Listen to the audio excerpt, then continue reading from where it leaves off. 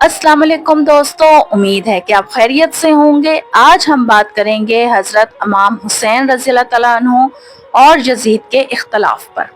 लेकिन इस सवाल का जवाब जानने के लिए हमें कुछ साल पीछे जाना पड़ेगा।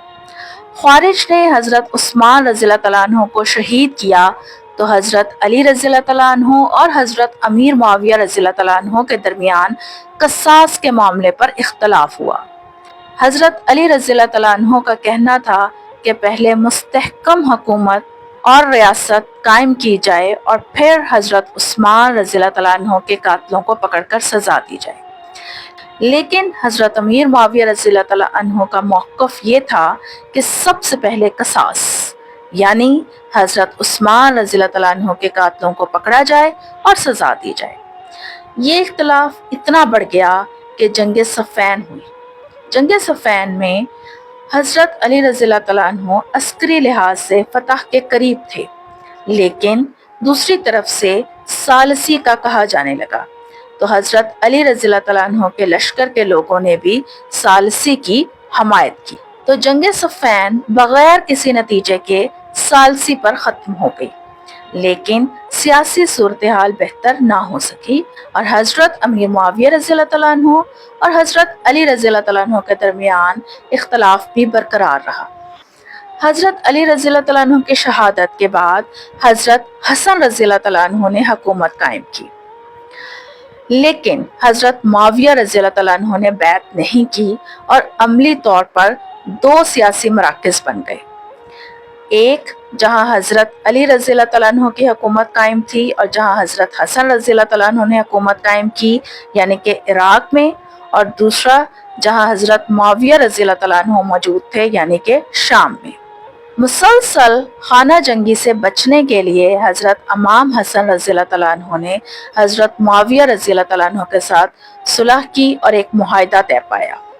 इस मुआहिदे के अहम नुकात ये थे: मुसलमानों में खूनरेज़ी बंद होगी, हज़रत मुआविया रज़ियल्लाहु तआला अन्हु हुकूमत चलाएंगे, हज़रत इमाम हसन रज़ियल्लाहु तआला अन्हु और अहले बैत की जानो माल महफूज होगी।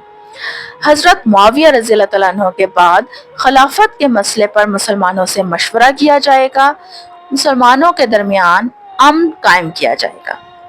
इस सुलह और मुआहिदे को इस्लामी तारीख में बहुत अहमियत हासिल है, क्योंकि एक तो इस सुलह से खूनरेज़ी बंद हुई और दूसरा इस सुलह के बारे में एक हदीस है कि मेरा ये बेटा मुसलमानों के दो बड़े ग्रुपों में सुलह कराएगा। इस सुलह के बाद हज़रत इमाम हसन रज़ियल्लाहु तआला अन्हु ने खिलाफत छोड़ दी और हज़रत अमीर मुआविया रज़ियल्लाहु तआला अन्हु की हुकूमत कायम हुई जो 20 साल तक रही। हज़रत अमीर मुआविया रज़ियल्लाहु तआला अन्हु की वफ़ात के बाद यजीद ने हुकूमत संभाली। इस वक्त शाम में ख़जाना, फ़ौज और इंतज़ामिया मुस्तहकम थी, गवर्नर्स की भी हमायत हासिल थी और एक मजबूत फ़ौजी और सियासी निज़ाम यजीद को विरसे में मिला। हज़रत इमाम हुसैन रज़ियल्लाहु तआला अन्हु को वली अहद बनने के सिलसिले से इख्तलाफ था, इसलिए उन्होंने यजीद की बैत नहीं की। कूफा यानी इराक पर जहाँ हज़रत अली रज़ियल्लाहु तआला अन्हु की हुकूमत थी, कूफा के लोगों ने हज़रत इमाम हुसैन रज़ियल्लाहु तआला अन्हु को बहुत से खतूत लिखे और कूफा आने की दावत दी और कहा कि हम आप रज़ियल्लाहु तआला अन्हु की बैत करेंगे। हज़रत इमाम हुसैन रज़ियल्लाहु तआला अन्हु ने कूफा की तरफ सफ़र शुरू किया और हज़रत मुस्लिम बिन अकील रज़ियल्लाहु तआला अन्हु को पहले कूफा जाने और हालात का जायज़ा लेने के लिए भेजा। हज़रत मुस्लिम बिन अकील रज़ियल्लाहु तआला अन्हु कूफा पहुँचे तो कूफा के लोग बैत के लिए तैयार थे, लेकिन ऐन उसी वक्त यजीद ने उबैदुल्लाह इब्न ज़ियाद को कूफा में गवर्नर बनाकर भेज दिया। उबैदुल्लाह इब्न ज़ियाद ने जुल्म व सितम और सख्ती के पहाड़ तोड़ दिए और यहाँ तक कि हज़रत मुस्लिम बिन अकील रज़ियल्लाहु तआला अन्हु को भी शहीद कर दिया गया। ये खबर जब हज़रत इमाम हुसैन रज़ियल्लाहु तआला अन्हु को मिली तो उन्होंने वापस जाने का फ़ैसला किया, लेकिन उन्हें यजीद के लश्कर जिसमें कूफा के लोग भी शामिल थे, करबला के मकाम पर घेर लिया गया और खैमा जन होने पर मजबूर किया। 7 मुहर्रम से ही दरियाए फ़रात का रास्ता बंद कर दिया गया और 10 मुहर्रम तक 3 دن بچے، خواتین اور مرد حضرات شدید پیاس کا سامنا کرتے رہے۔ حضرت امام حسین رضی اللہ تعالیٰ عنہ نے صلح کی پیشکش کی، لیکن عبید اللہ ابن زیاد نے کوئی بھی تجویز نہ مانی اور اس پیشکش کو رد کر دیا۔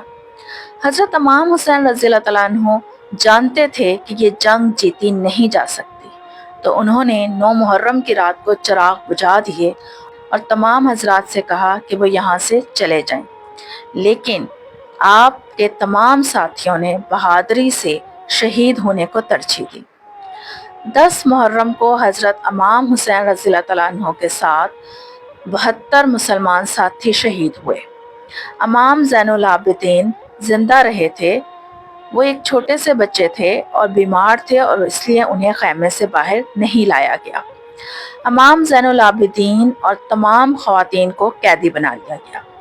میدان جنگ میں حضرت امام حسین رضی اللہ تعالیٰ عنہ کو فتح نہیں ہوئی، لیکن اخلاقی، روحانی اور تاریخی فتح حضرت امام حسین رضی اللہ تعالیٰ عنہ کی ہی ہوئی، اور وہ حق، استقامت اور باطل کے سامنے نہ جھکنے کا استارہ اور روشن مثال بن گئے۔